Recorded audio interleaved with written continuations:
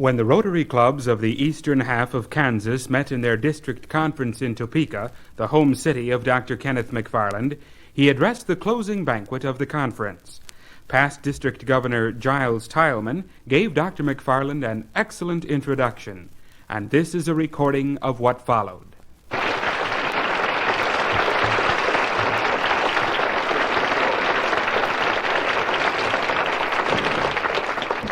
I never cease to marvel at the variety of introductions that I can get in the course of a year. I told a group Saturday night, sometimes you get a variety in the course of a day. I was up in Chicago, and I talked to a luncheon meeting of the West Side YMCA, and the man who introduced me, I told him about my cultural attainments and my educational background and religious activities and all the things that I do. And that evening, I went over and talked to a zone meeting of Chevrolet. And the man who introduced me there just said this. He said, if a man has no hair here in front, it means that he thinks. And if he has no hair back here, it means he's sexy. And if he has no hair either place, it means he thinks he's sexy. So you see, I appreciate this nice running start that you gave me here. I'm grateful to you. I'm more disappointed than you that the musical group didn't show up, because I was planning on preparing my speech during that interlude. I am genuinely glad to see you, and I think now that I've seen you, I'll remove my glasses. If this weren't such a cultured group, I'd have probably said take my glasses off. But I would like for you to know that I understand a preposition is not a good word to end a sentence with. Or it's this matter of ending sentences and prepositions in something that I want to get in. I remember the boy who was sick, and he said to his mother, what did you bring that book that I didn't want to be read to out of up for? You remember the freshman down at Texas University objected to the required course in English for all freshmen. He said, I don't need none. He said, I ain't never made but one mistake in my whole life, and I seen that before I done it, and I taken it back. Someone told me about the salesman knocked on the door, and a very disheveled woman came to the door, and she said, we don't need none. He said, how do you know you don't, lady? I might be selling grammars. This is not only the anniversary of George Washington's birth, but in case you don't know it, today is the anniversary of the first 5 and 10 cent store in this country. I was in one of those, and here was a whole rack of reading glasses, and the man trying these on. He'd try on one pair, and he'd squint and scowl the copy, and he'd put that pair back, and he'd try another pair. And after a while, I said, that's kind of a hard way, isn't it, to select a pair of reading glasses? And he said, oh, my, indeed it is, especially when you're doing it for a friend. Well, I feel like that I'm doing this for friends, actually, I do. Speaking of the friends, I told the group Saturday night about the 6 salesmen over here at Kansas City who won the company award for outstanding sales during the year. And the prize for that was a free trip out to California to the company convention with all expenses paid. Well, all 6 of these men went out there together, but one of them was going to come back one day earlier than the others. On the day he was due back, his wife was down at the airport there in Kansas City to meet his plane. The plane came in, and he wasn't on it. Well, she was a little concerned about that, and she drove home by herself, and the more she thought about it, the more worried she got. And the time she got home, she was just really quite upset about it, and she sent telegrams to each one of these other 5 men who had gone out there with her husband. Telegrams were all worded the same. It just said, is Jim with you? Well, 20 minutes later, Jim walked in the door. He'd just taken a later plane, and everything was all right, but over a period of the next few hours, his wife got answers back from all 5 of these telegrams, and each one said, yes, Jim is with me. Now, this is what we mean by friends, you know, that you can count on. You don't have to spell it out for them. Someone told me about the man that got in real late at night, and he didn't want to disturb his wife, and he took his shoes off and started to sneak upstairs, and the cuckoo clock came out. And he went cuckoo 3 times and stopped. Well, this man knew that wouldn't do, so he went down and set it back so that he went 9 more times. He thought 12 sounded a little better than 3. And next morning at breakfast, his wife said, we're going to have that cuckoo clock fixed. Well, he said, what seems to be the matter with it, dear? Well, she said, last night the cuckoo came out and went 3 times, and then he said, oh, hell, and went 9 more. Well, I am pleased to see you, and I'm glad to see these wives here. I mean, you helped this meeting, and long about the second day they need help, these meetings do. And I tell you, you help it. You look good to me. I go to so many conventions, I tell the people, I know how some of these fellows feel about taking their wives to conventions. They feel like a man who goes hunting with a game warden.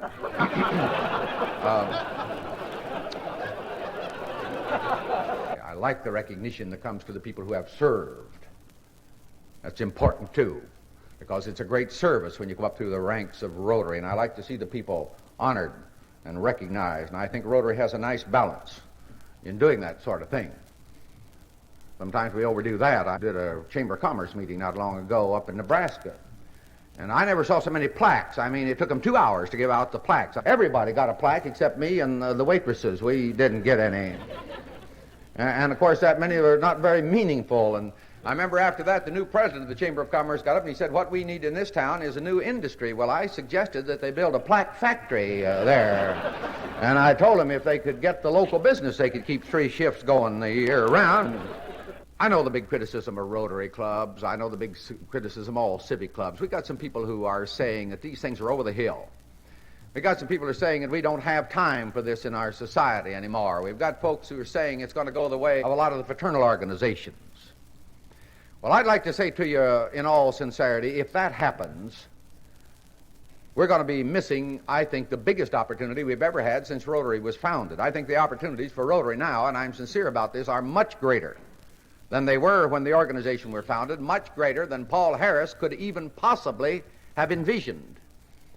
I don't believe he could have understood, or anyone could have understood, how badly we would need this kind of an organization when we got down this far. Now, I was talking to a man just the other day, and he said that he thought the trouble with civic clubs was that he said all they do is talk, and he said you go down there and they eat and they sing and they talk.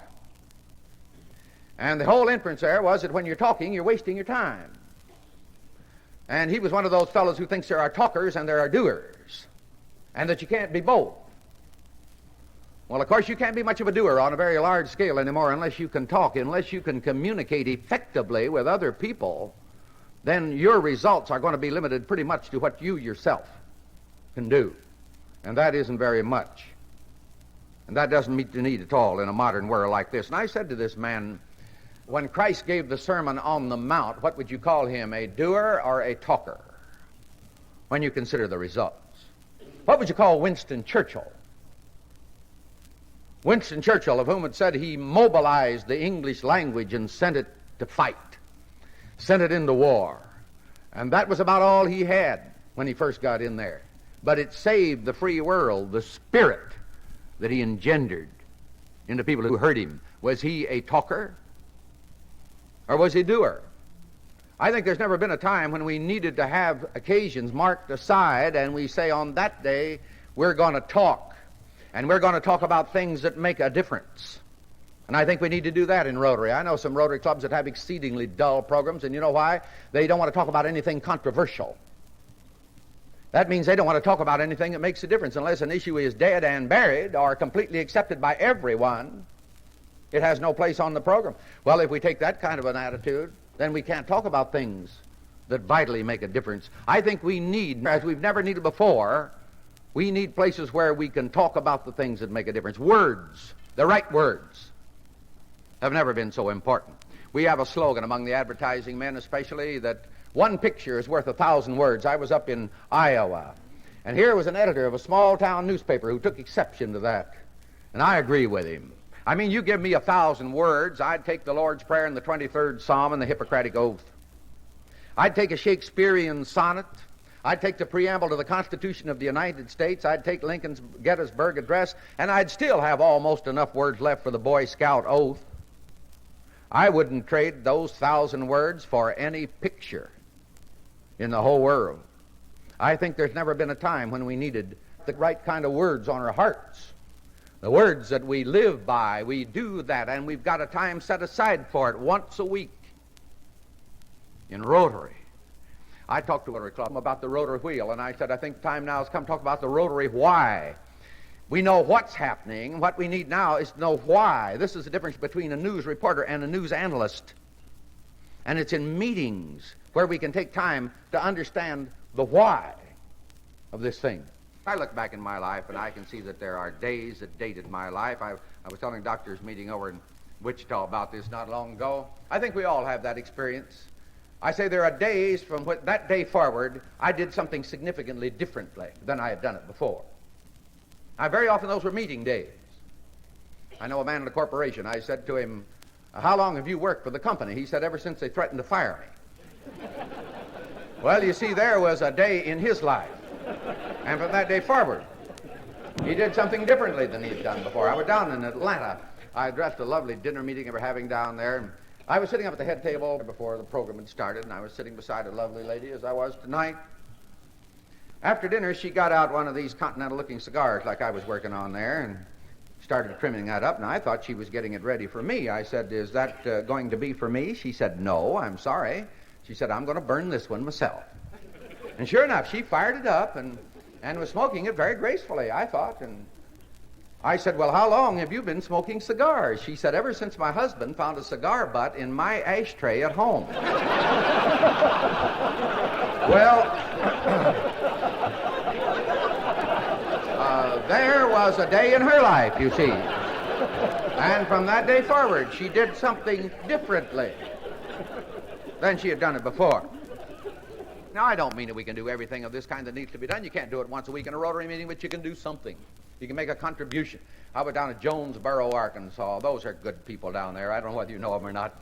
They're a little bit rough around the ears, some of them, but I mean their hearts are as big as all out of doors. They're kindly. They're generous. They're good people. I was down there right before Christmas, and the town was all agog. They had the Christmas pageant the night before over at the elementary school. It seems as when they were getting ready for this Christmas pageant and rehearsing it, the little boy who was the innkeeper at Bethlehem, he was from one of those traditional families, kind of a rough kid, but they just didn't come any kinder. Just as generous as he could be. Basically, a nice guy. Well, he stayed right with the script in rehearsal till they got to the place where Joseph and Mary came in the inn and asked for rooms. And at that point, he departed from the script. He said, well, folks, he said, we're filled up here right now, but he said, you just sit tight and we'll take care of you some way or other. Well, the teacher stopped the rehearsal, and she said, now, that isn't right. That won't do. Well, he said he didn't like what they did there in the script, and he was the innkeeper, and he thought that he should use his best judgment. Well, she said, you can't use your judgment here. You have to reenact what actually happened. She took him down to the principal's office, and the two of them together, they explained to him that if he departed from the script, then everybody else who had memorized their parts, all off, wouldn't work. Finally, he decided he'd do it. He didn't like it, but he'd do it. Well, the night came for the pageant, and all the parents and relatives and friends were out. They had a full house, and the teacher and the principal were both backstage where they could help direct the pageant, and everything went along well till the time when Joseph and Mary entered the inn. And the teacher turned to the principal with her fingers crossed, and he gave her the same sign. And they were relieved when they heard the little innkeeper say in a big, firm voice, there is no room at the inn. Well, the teacher went like this to the principal, and he smiled, a big smile of relief. And Joseph and Mary were costumed, and they looked very realistic, and when they got that word, their shoulders slumped. And they turned, and they started wearily toward the door. Well, that was a little too much for the innkeeper. He said, just a minute, folks. He said, it's the God's truth, we ain't got no room. But he said, stay and have a drink anyway. Well, can I have that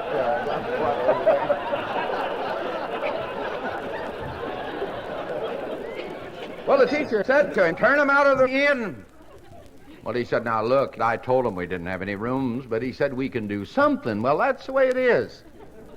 With Rotary, we can't solve the whole problem, but believe it or not, we can do something, and we can do something that is significant. This is the point that I'm trying to get over on the importance of Rotary meetings. There are certain words that are going to have to be written on the hearts of every generation. And we have to make sure that they're perpetuated through continuing organizations of leaders.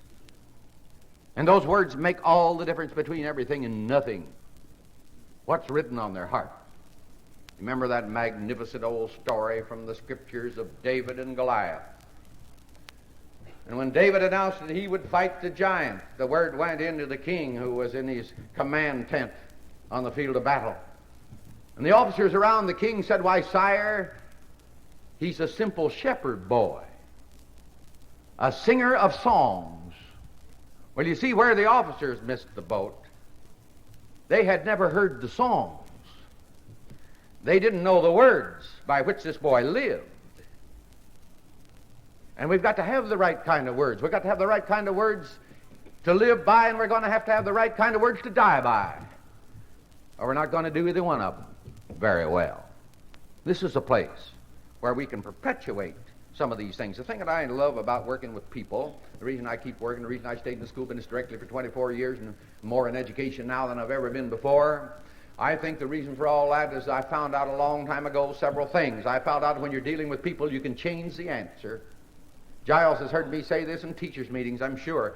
This is the magnificent thing about dealing with people. Now, when you're dealing with science and mathematics, the answer is fixed and final, and all the good intentions in the world can't change a single thing. But when you're dealing with people, you can change the answer, and you can make it better. This is the thing that kept me going all the years. I was glad Giles mentioned Midnight Secret and the horses. We do live on a horse farm out here on West 10th, and you're all welcome to come out there any time that you can. We've raised a lot of horses there. We've done very well through the years. We've had hundreds of colts born there. They're all over America now. John knows about some of these because he officiated at some of the ceremonies.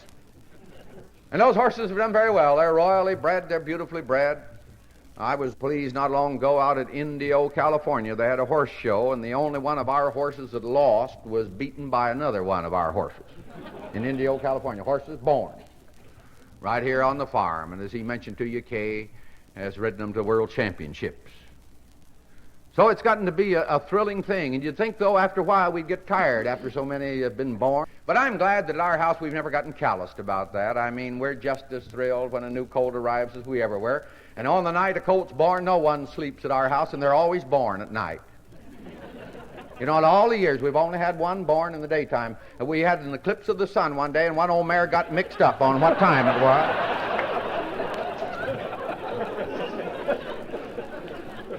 Now, Dr. Haley knows Mel Alexander, and I know Giles knows Mel Alexander. A lot of you folks do. Mel's been with us out there ever since we've had the place. He's the salt of the earth. I mean, we just couldn't operate the place without him. He's perfectly wonderful as a citizen and as a workman and as an associate and as a horseman. And he goes through the same ritual every time we have a colt born, and it never ceases to thrill the rest of us. There the colt's born, as soon as he hits the straw and he starts struggling to get up. Well, of course, the natural tendency is you'd like to help him. But nature says don't help him.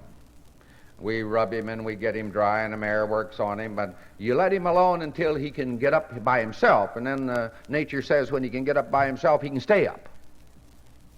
Well, finally he gets up, and it's quite a sorry spectacle when he first gets up there. He's standing there with his legs spraddled out here like a sawhorse, and his knees are shaking, and his neck muscles won't hold his head up, and his head's down, and his ears lopped forward. Pretty sorry-looking start. And that's when Mel always comes in with his ritual. Mel will say, poor little feller. He don't look like much now, but he's got good stuff in him. And if somebody will just have faith in him and love him and give him some good training and give him a chance, he'll say, Lord, Lord, there's no way of knowing what great things he'll do. But he's seen it happen. He knows that what he says is true, and we know that what he said is true. Well, if that's true of an animal, if you can get that excited about an animal, what about a child? I think the thing that's thrilled me all through the years is that when you're dealing with children especially, you never know who you're talking to. If they just have a chance. Elbert Hubbard said one time he was driving out along the road back in the horse and buggy days, and here was a kid plowing with a team of horses, the stern plow. He had the line over the left shoulders and tied together and coming out from under his right arm, and he was wearing a frazzled straw hat. And Elbert said he just stopped, and he watched him come up to that end of the furrow, and as he started turning to go back down the other way, the kid smiled at Elbert Hubbard out from under his frazzled straw hat, and then he started back down the next furrow, and Elbert said, I just watched him go. And Elbert Hubbard said, why, I don't know who that boy is. Maybe someday I'll be sitting in a courtroom on trial for my life, and maybe it'll be that boy right there who's at the counsel table with me. And how I come out will depend entirely on him. Someday, he said, they may wheel me into an operating room and put a cone over my face, and while the darkness of night and death steal into my veins, maybe it'll be that boy right there who'll be standing beside the operating table. And how I go out of there will depend entirely on him. You never know who you're talking to when you're talking to a child. But they've got to have words, wonderful words of truth that have to be perpetuated. We've got that job to do. Now we say, and we have always said, the ultimate source of individual freedom under the American system is faith in God. I'm talking about the basic nature of human freedom as actually conceived in America and given to the world. Through Rotary and all the other institutions, we've got to perpetuate with words that live, with words that endure. You see, we actually gave the world something new. We gave the world something that said, we believe all men are born free and equal. They are endowed, not by any earthly power, no mortal government. They are endowed by their Creator with certain unalienable rights. First they said inalienable. Then they amended that to make it unalienable. You couldn't even give these rights away if you wanted to. That's what that means. Now there was a totally new concept. The sovereign individual, created in the image of God, inheriting his rights directly and his freedom directly from a heavenly Father as the Son inherits from the Father. That was new. Now, I said when I talked to our own Rotary Club here about a year ago, I'm one of those who's deeply concerned that the country that gave that concept to the world is now the only country in all Christendom where it's illegal and unlawful to voluntarily pray in the public school system. I'm concerned when I realize that Marx and Lenin said we've got to get religion out of everything before the communists can take over. That was basic in their doctrine. And I'm amazed at some of the people who are helping them. And I'm shocked and I'm astounded at the progress that they're making. I think we've got a lot of misguided people on this thing, helping with this thing. I agree with Billy Graham that as far as I'm concerned, the Supreme Court of the United States should never have gotten into this thing at all. Now that they're in it, you see they can't quit. Now that they've gotten themselves in it, they're going to have to make some more decisions. They're going to have to decide whether it's constitutional to repeat the words "under God" when we salute the flag. That case is before them now. They sidestepped it 2 months ago. It's still in the courts. They're going to have to decide whether it's legal to have chaplains in the armed services. They're going to have to decide, now that they've gotten themselves into this thing, whether it's constitutional to say "in God we trust" on the coins. They're going to have to decide whether it's legal to even open the Supreme Court itself with prayer. You stood up here a while ago and you sang the last verse of America. Do you know that the Commissioner of Education in the state of New York has ruled that no school child in New York can do that in a public school building, can sing that because it's a prayer? Now, where are we going to quit on this thing? When are we going to stand up and be counted on some of these things? I like something that the superintendent of schools down in Atlanta, Georgia, said. I was down there to do the kickoff drive for the United Fund, and I got in there early in the morning. It was a luncheon meeting, and I picked up a copy of the paper, and there was a report of the speech that the superintendent had made the night before, and it was a good speech, and I sat with him at the head table that day at noon, and I commended him on it. He said, we're not going to violate law in the Atlanta schools. If the Supreme Court says we can't pray, we're not going to pray. But he said, we're going to teach the God concept. Unless we can teach the nature of God, we can't teach the nature of man. Unless we can teach both of those things, and I mean teach them, and the relationship between the two, we can't teach the meaning of American freedom as conceived on these shores. See, this is our problem. I think we're going to have to start standing up and being counted. Our federal courts especially have gotten so much impressed in recent years with the rights of minorities and the rights of individuals. Now, I believe in civil rights. I believe anybody who didn't believe basically in civil rights would have a hole in his head.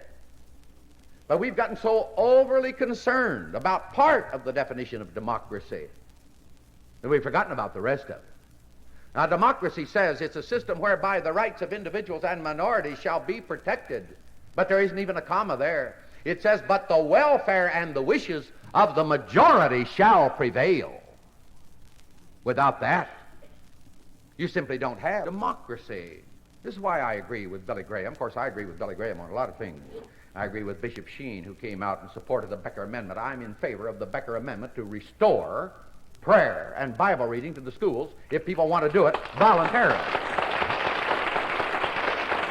Now, that is the legal way of doing this thing. I was up in Boston when Cardinal Cushing said, I'm 100% for Billy Graham. I said, I'm 110. And I am. I have a friend in theological seminary in New York. This fellow's one of these ivy-towered theologians. He comes down out of the tower once in a while just to pick up his laundry and goes right back up. He is literally out of this world. And we were having lunch, and he was condemning Billy Graham, and finally it dawned on him I wasn't adding anything, and he said, your silence is deafening. He said, you must be a Graham man, huh? I said, yes, I'm a Graham man. I said, you know how many people like you, in my estimation, it would take to do as much good as Billy Graham does out there where the battle is being fought? Well, he said, what would you estimate? Well, I said, if you march 20 abreast, I think it'd take you 6 weeks to march by 1 point. That's how many of you it would take. He said, well, I contend that evangelism does not last. Well, I said, a bath doesn't either, but it's a good idea to take one once in a while. Of course, I'm not one of those who thinks the Supreme Court, everything they do, sacrosanct. Isn't disrespectful. I have been critical of the Supreme Court in a great many speeches, and I have never yet said anything as harsh about the Supreme Court as the minority of the members have said about the majority on several occasions. But I just don't believe those boys bring those verdicts and those decisions right down from Mount Sinai personally. They've got too many 5-4 decisions. They've reversed themselves more than 100 times. You can't be right every time and do that. And when they have those 5-4 decisions, that means one man's judgment is inviolate. Well, I don't believe that. I told one group that one man might be Judge Douglas. And I say that any man who will marry a girl a third his age could be wrong about some other things, too.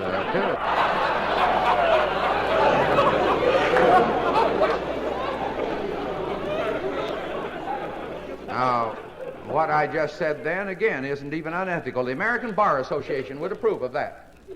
That's used in the courts every day. That's called discrediting the witness. If you can get the witness on the witness stand and show the jury and the court that the witness was wrong about one thing, then they can assume that he is wrong about some others, you see. Perfectly standard system.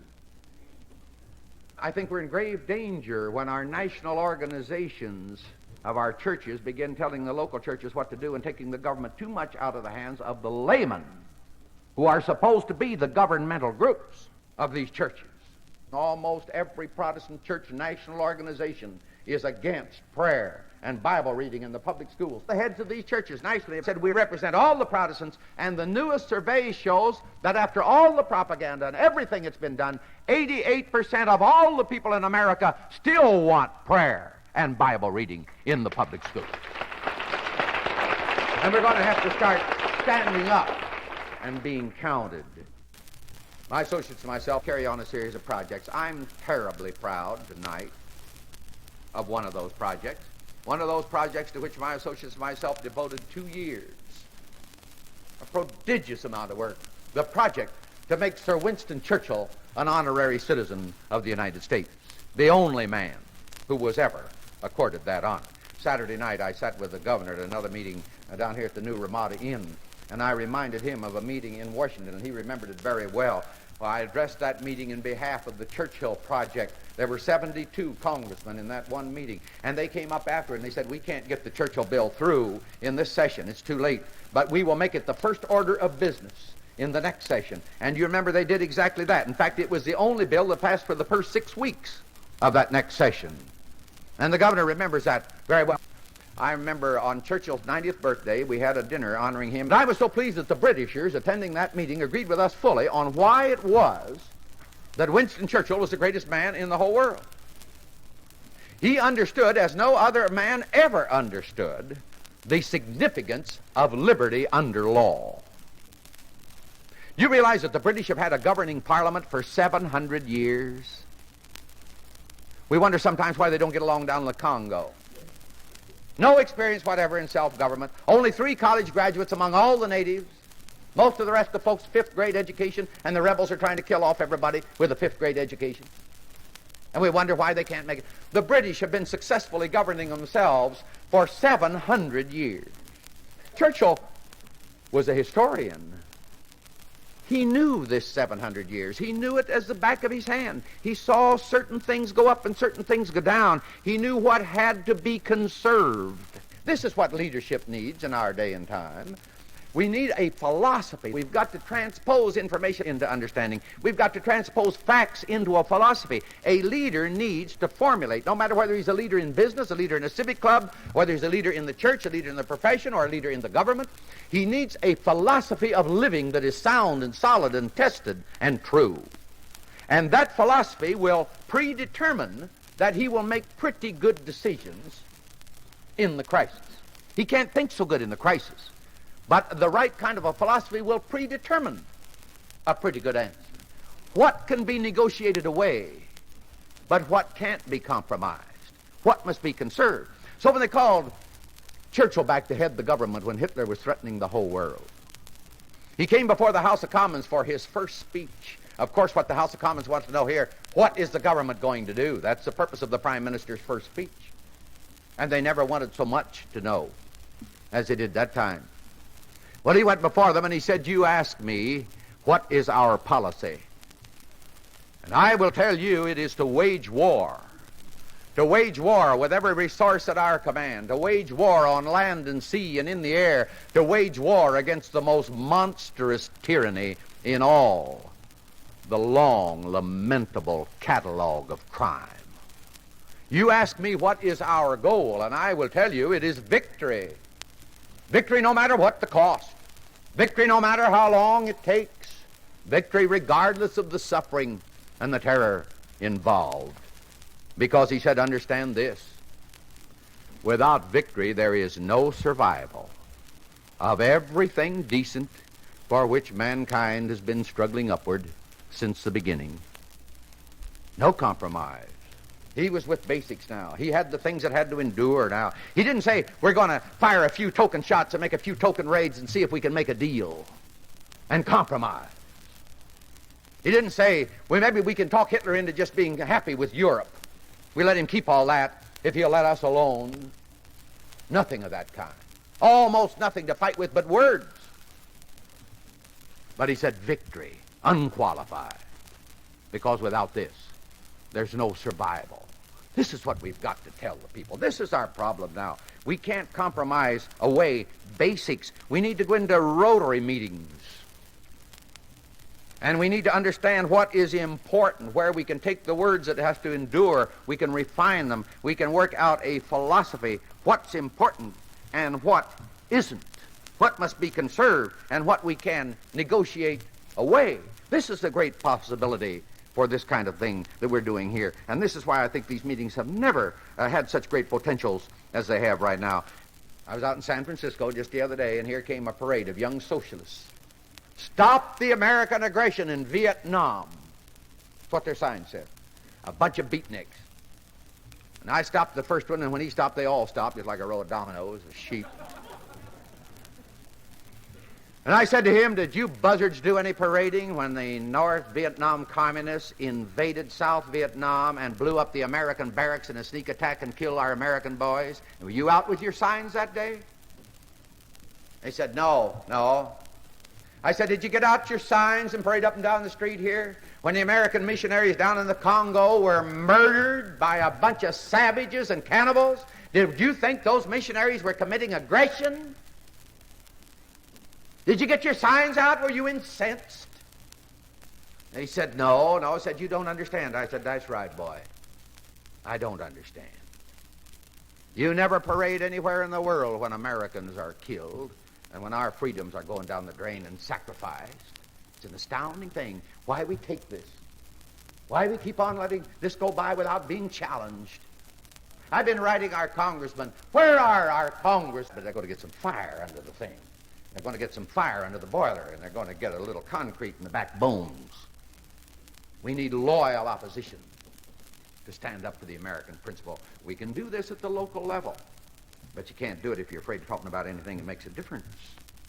I wish we had time to talk about the philosophy of leadership. You can't be a leader if you don't know what your policy is until you open the morning mail. And then you decide every day what the policy is. You're going to ride out in all different directions. We have much too much of this. I happened to be up in South Bend the day the Studebaker folks announced the new labor contract. And they said, this is a forward-looking thing. This is entirely new. The labor leaders' pictures were on the front of the paper there, and they were praising Studebaker for this magnificent contract. Actually, the labor unions almost wrote it themselves. They did form the classification of the jobs. And I mean, they did a honey of a job classifying them, too. They had 3 different kinds of fellows pushing one cart. And when they got through with that contract, Studebaker was paying 70 cents an hour more for the people who built its cars than their major competitors. An utterly hopeless situation. And I said, this is the end of Studebaker in America. I always had great respect for Studebaker. I talked to their Studebaker management one time, and I told them the proudest day in my life when I was a kid was when my dad would come by with a new Studebaker wagon. Those wagons were made right there in that same place. This is an old and respected institution. But that day they negotiated the right to manage, you see. And when you negotiate away the right to manage, all human experience shows, if they'd only had the right kind of a philosophy, they would have known they then put themselves into a place where they had responsibility without authority. You can't survive. So leadership in business must know what can be compromised and what can't. By strange coincidence, I happened to be in South Bend again the day Studebaker announced they were moving to Canada. No warning at all. Wham! They shut the plant down. On the front page were the same fellows. Same people who had been commending them on that great labor contract. And now they were telling what a dirty deal it was. No warning. All their investment lost. All their seniority lost. All their retirement system gone. You see, they negotiated away the right to manage. We're in danger in this country right now of negotiating away basic things. The big problem in America today is, are we going to stand up for everything that we know is fair and just in the way of law and order, or are we going to try something else? The big problem in the world is, are we going to stand pat? Are we going to actually prevent any further inroads anywhere in the world on communism? But the big problem in America today, domestically, is this kind of a problem. Are we going to have law and order, or are we going to have anarchy? I believe in civil rights. I'm a lifetime student of Booker T. Washington. This isn't something I fixed up so I'd have something pretty to mention tonight, by the way of an illustration. I mean, always I've studied Booker T. Washington. If you take that speech book that you mentioned here a while ago, you don't even need to read it. Just look in the index, and you'll find Booker T. Washington referred to more times in that book than George Washington is. Because that was a speech book, and Booker was a better speaker than George. See, that's all there was to that. He was a great Christian gentleman. He was a great educator. He was a great American. And Booker T. Washington always said to his people, you will never achieve equality by demanding it in mobs. You earn equality as individuals. This was his basic philosophy, first, second, and third. He never deviated from it. He established an educational institution so they could be better qualified to earn equality as individuals. He used to say to the boys, now when you get more skill, you can get a better job. When you get a better job, you make some more money. And he said, when you get yourself up in the world a little bit better, he said, you'll marry a girl who's smarter than you are. And he said, you'll have kids who are smarter than either one of you. And he said, that's the way we go. That's the way we progress in the world. Somebody told me about the Chinese man named Wong, and he said to his wife, he says, our new baby white, barely bad. And Mrs. Wong said, I know, two Wongs don't make a white, but accidents will happen.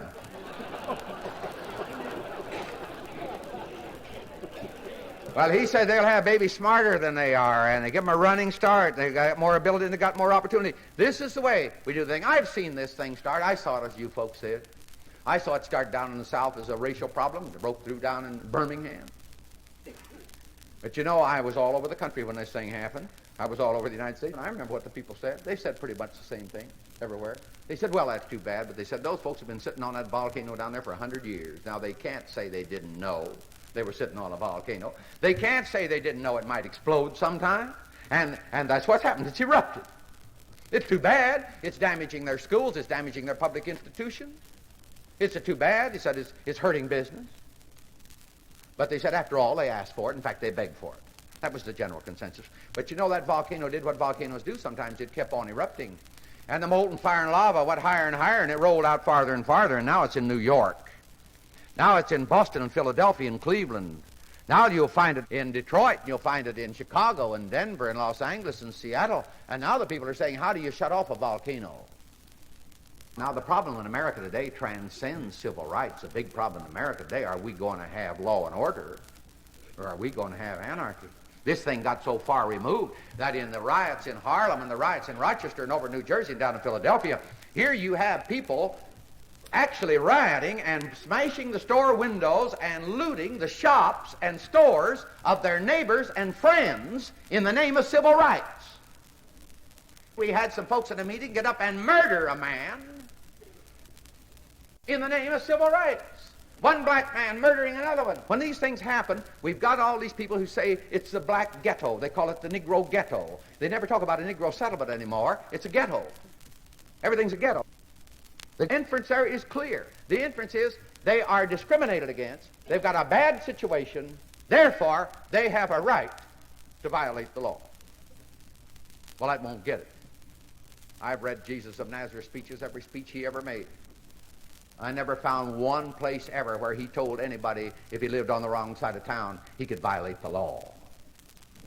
I made a speech to a national convention in New York. I said, I know this ghetto situation. I went to school here in New York. I lived in New York. I can remember Harlem all the way back. And I have never yet seen somebody come up with this in print and point out the fact that the ghetto in New York is not Harlem. The original ghetto in New York is right where it's always been, over on the other side of town. And they have had every problem that anybody in Harlem ever had. Racial discrimination, tenement living, poverty, lack of education, lack of opportunity. They've had it all. And they have never in the original ghetto had a mass violation of law. Not once. Did they ever rise up and smash the windows and the stores and loot and rob their neighbors and friends in the name of seeking freedom or rights? What they said in that original ghetto was this: we've got to leave the ladder up. That ladder we call opportunity. That's the only thing we could ever guarantee to the American people in the way of equality. That's all it ever was. You can't guarantee that all the people will have equality of results. There's no way to guarantee equality of achievement. The government can't do that. No one can do that. The word in America is equality of opportunity. So they said in that original ghetto, they said, we will leave the ladder up. We don't want to pull the ladder down. Now, we can't all get up, but some of us can. And up that ladder, out of that original ghetto, will come some of the greatest businessmen in America.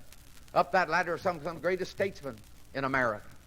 Have come some of the greatest entertainers. They couldn't all get up, but some of them could. Some of the greatest athletes. This is what we mean. You can never guarantee that all the people will go up the ladder the same distance. You have given people equality when they all have a right to put their foot on the first rung.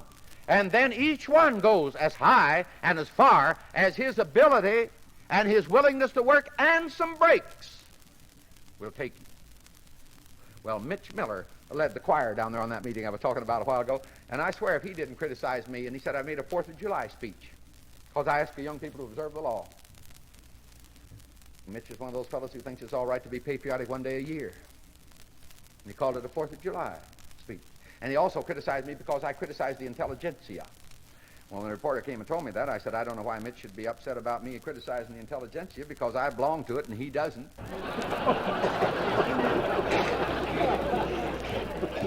Takes something besides a goatee to make a philosopher, you know. Now, what have we got?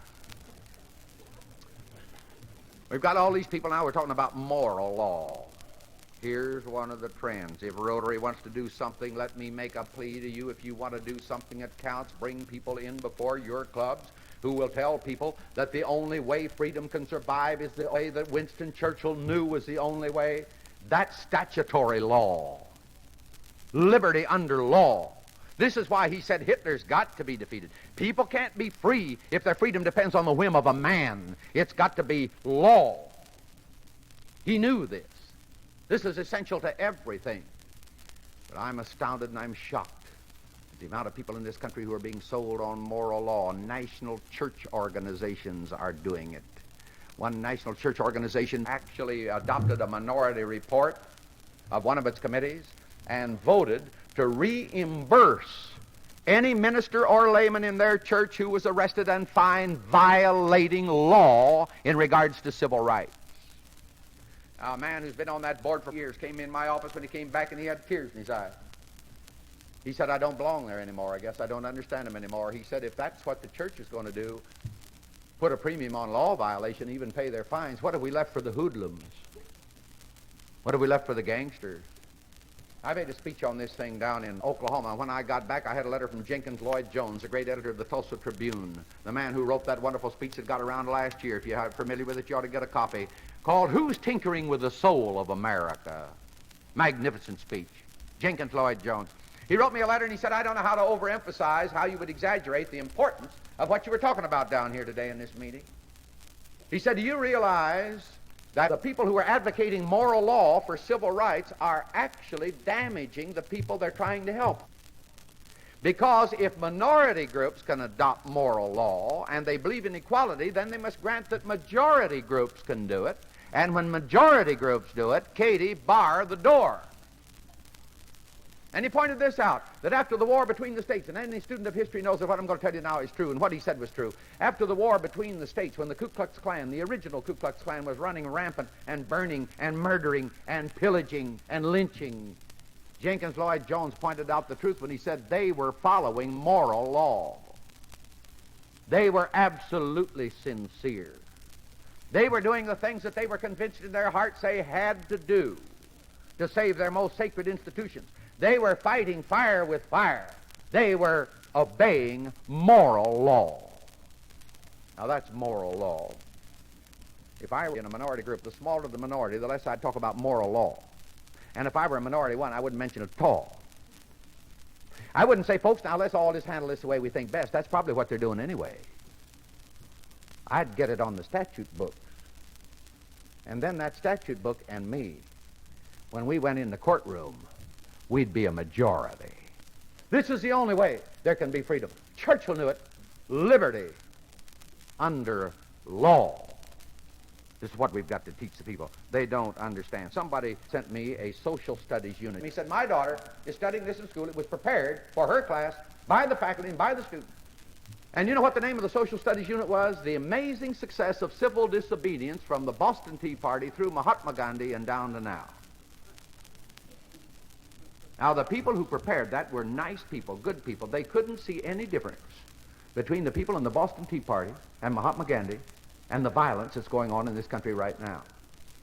You see, the people at the Boston Tea Party and Mahatma Gandhi were protesting rules and regulations and unjust laws by a foreign government. They would never have a vote. They would never have any legal way of correcting that. And yet here these people were lumping them all together with what's going on now where the people do have a legal right. The government of the United States is not keeping anybody from voting. They're trying to get them so they can all vote. You can't lump these things together. I was in California when the students were rioting at Berkeley. Here were 800 students putting on a sit-down strike in the administration building. Now, they called them students. We checked this thing out very carefully. 40% of these kids were never at any time ever enrolled in the University of California. We took these people and we checked them against a list of people who were carried out of the Palace Hotel on the sit-down strikes in San Francisco last summer. Same names.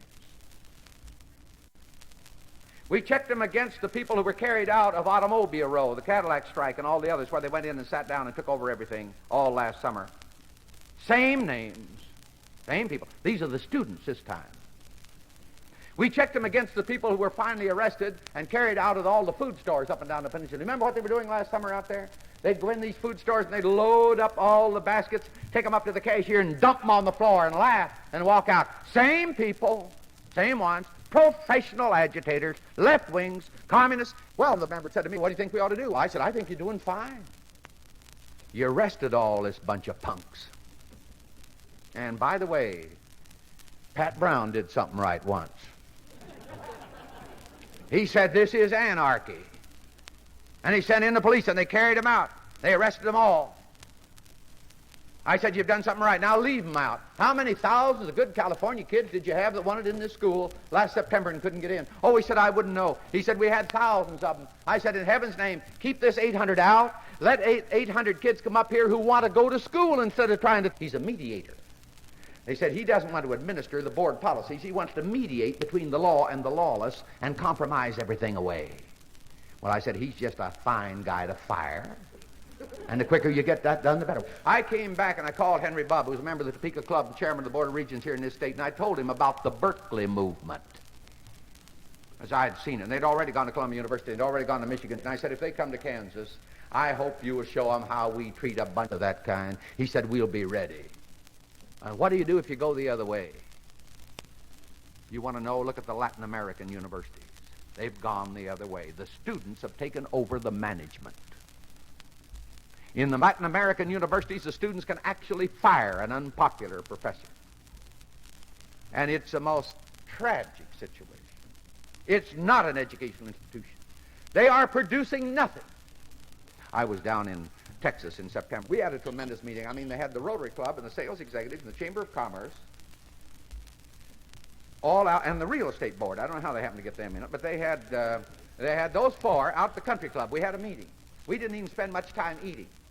We just had some light refreshments, and then we had a meeting. It lasted 3 hours. I mean, it was a lollapalooza. This thing turned into a revival before we got through.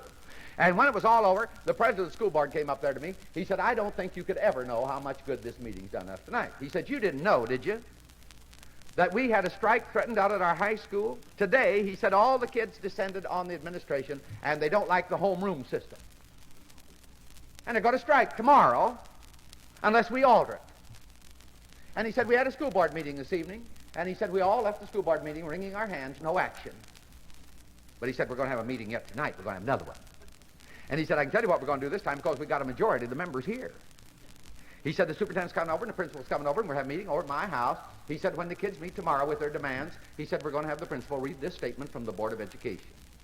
Now, the Board of Education, the statement's going to say, is the only legal body that has the power to make the policies under which this school system will be governed. We are elected by the people to do this, no one else. We are the only ones that have the power to levy taxes and to maintain a school system. Now, if you young people cannot learn to work under legally constituted authority, there is actually and truly no use of you learning anything, because you're not going to make it anyway. So we're going to give you now 1 minute to get to your correct homerooms, the one that was assigned to you. And if you don't want to go, they said, the statement's going to say, we couldn't care less whether you go or not. We couldn't care less what your name is. We couldn't care less whether it's one of you or all of you. Now the minute is starting now. Well, you know, before I left the airport the next morning, I called the president of the school board. I said, how long did it take the kids to get to the homerooms? He said, 40 seconds. He said, we gave them a minute, but they gave us a little change. Now, this was the finest thing that they could possibly do. Truly, truly, if they can't learn to work under legally constituted authority, they might as well not learn anything, because they're not going to make it anyway. This is the thing that we've got to tell our people, and let's not be afraid to indoctrinate them. The modern teaching idea is this: let's give the students all the facts on one side and all the facts on the other side and let him make up his own mind. Instead, if that's all there is to it, you don't need any teachers, just hand him some books. But he needs still to be taught by precept. He needs to be taught by example. Let's give him all the facts on one side or the other, but he has a right to know which side the teacher's on, and the teacher should stand up and be counted and have some convictions on things that have to be preserved and that have to be conserved. You know, we have gotten the idea. I'm talking about my own kind of people now. We've got the idea among so many scholars that if you have any convictions about anything, you're not scholarly. What you want to do is just get all the facts on both sides and then smoke your pipe and do nothing. This is scholarship, according to a great many people. I want to read you something that somebody sent me. You're probably familiar with it. When I was young and bold and strong, oh, right was right and wrong was wrong. My plume on high, my flag unfurled, I rode away to right the world. Come out, you dogs, and fight, said I, and wept. There was but once to die. But I am old, and good and bad are woven in a crazy plaid. I sit and say the world is so, and he is wise who lets it go. A battle lost, a battle won, the difference is small, my son.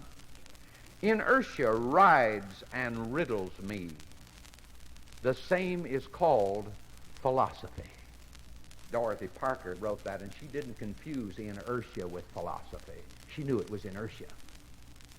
But we got a lot of people who think it's scholarship. You don't have any conviction. about anything. I always like what Dr. Dooley said. People used to criticize Dr. Dooley, some of his scholarly friends. He'd get ready to do something, and they'd criticize the way he was doing it, and he said, well, maybe you're right. Maybe this isn't the best way, but I like my way of doing it better than your way of not doing it. This is the thing. We've got to have some convictions. Let's preserve this. So if I'd say to you tonight, if I could make any contribution at all, let's make our Rotary meetings places where we transpose information into understanding, where we transpose facts into a philosophy of living. Let's make it a place where we keep bright the words that we're going to have to live by and we're going to have to die by. Let's make it a place where we go and refresh ourselves and restore ourselves by the wonderful words that'll give us meaningful convictions about the things that have to be preserved.